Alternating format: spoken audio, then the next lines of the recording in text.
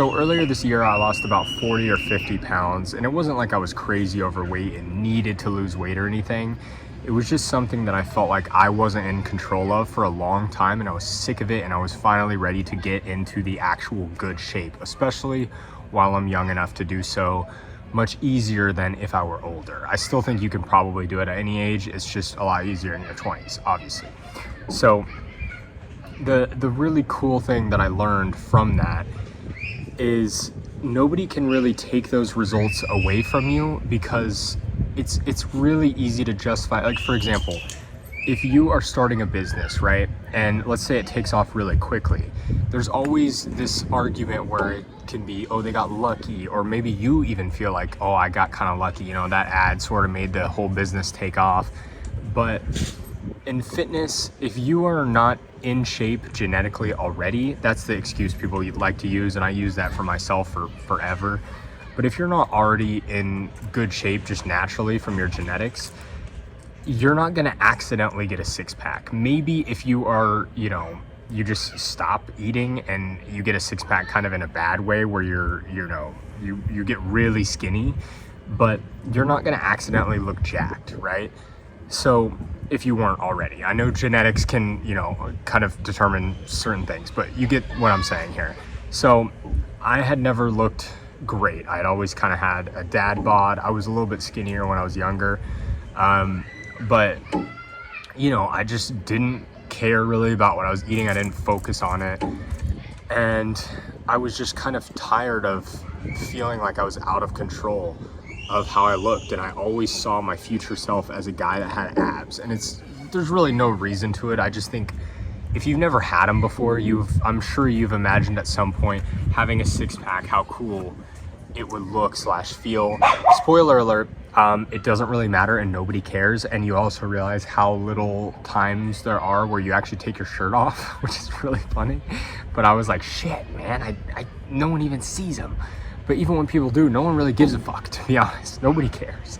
So, but 100% worth it, just because I had to fulfill my own goal. But so that was my goal. It wasn't like I necessarily needed to, but the parallels with entrepreneurship is what, you know, really hit home for me. And there was a lot more similarity in that, you know, I wanted to give up a lot, and it took probably a year before I could convince myself that the changes I was seeing were real. Because I kept thinking, I feel like I changed, but then the next day it looks like just normal me again, and yada yada yada. And this, keep in mind here, let me go back. I started lifting for a year where I didn't really track calories. I kind of tried to bulk and eat more protein. I did eat enough protein, so I gained a little bit of muscle, but gaining muscle obviously takes a lot longer. And I wasn't tracking calories, so I have no idea if I was in a surplus or any progress, basically.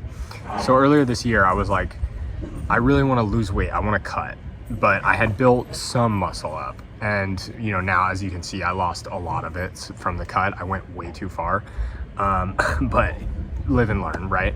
So I did that. And at the beginning of the year, I was maybe 210 pounds or 200, whatever.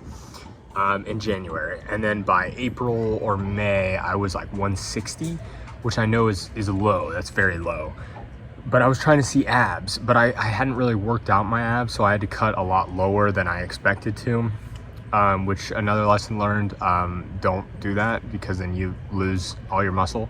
But man, that motivated me because I saw results very quickly. Losing weight, I think, is a lot easier than I thought it would be. Building muscle is much, much harder. I like lifting more, but it's so much easier to just drop a ton of weight. All you have to do is eat less than you burn. And if you ate too much accidentally, just go run until you're in a deficit. Like, pretty easy. Not easy, straightforward, simple, okay? But you know, I was doing that. I was still eating the protein. I was still lifting, doing everything right. But I still didn't have abs, and my stomach would be like, it was crazy, and I couldn't get abs. I started just doing crazy crunches and whatever, and I finally got it. And it was something that I had such a it was like a surreal moment where I realized I finally had it, and I had been dreaming my whole life of getting them, but I worked for them and no one could take it away from me because it was so freaking hard. But it was a source of pride that I've never felt before, because it was it wasn't like the goalpost moved, and yes it did, because now I want to get big and then cut again, and so I'll be big and have abs. But it was something where the goalpost couldn't move because I had abs. That was what I wanted. I wanted a six-pack. And sorry, everyone has abs, you know what I'm talking about though, a six-pack. But it was just something where there was no excuse I could make to say, or anyone else could make to say it was lucky, because I didn't. Like, everyone saw that I went from being, you know, a little bit chunky, and then I had a six-pack, and it was crazy.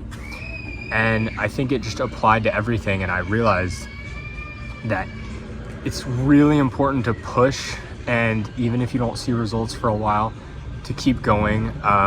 I will say I've just felt better and was more productive, an actual direct correlation to being more productive aside from the mental aspect.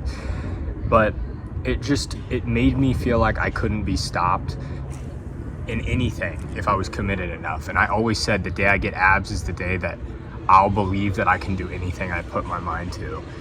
And that was, for the most part, pretty true. I still have some doubts here and there, but honestly, after that, I was like, I'm convinced I can do anything now. And because that was harder than anything else. But you know, it's something that I'll never look back on. The being unhealthy, I love doing, you know, the eating 1 gram per pound of 1 gram protein per pound of body weight, and then just tracking your calories and all that. But I learned to track things, get serious about it.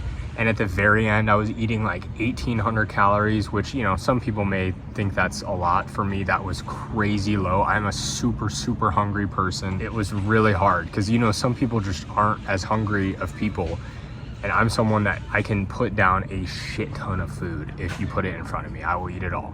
So it was quite the challenge for me. And now I'm bulking, and everyone said like, oh, it's hard. Sorry, oh, so many bugs out here. Everyone said it was gonna be hard, and yes, it's a pain to cook all that food, but I have zero issues. If I'm full and you tell me to eat, I have no problem doing that. You know, American shit, right? So anyway, but the parallels were really cool, and it was just something very simple. Like, if you just work at something without looking and focusing so much on the results that you're getting in the moment, and just trust the process and just keep going despite anything else, then you'll make it work, and it will come eventually. But it will be slow, and at the very end, and when, God, these mosquitoes, when times get hard is when you need to push the most. And you know, that's what I had to do to get abs. I was really pushing it. I was dying at the end. It was horrible.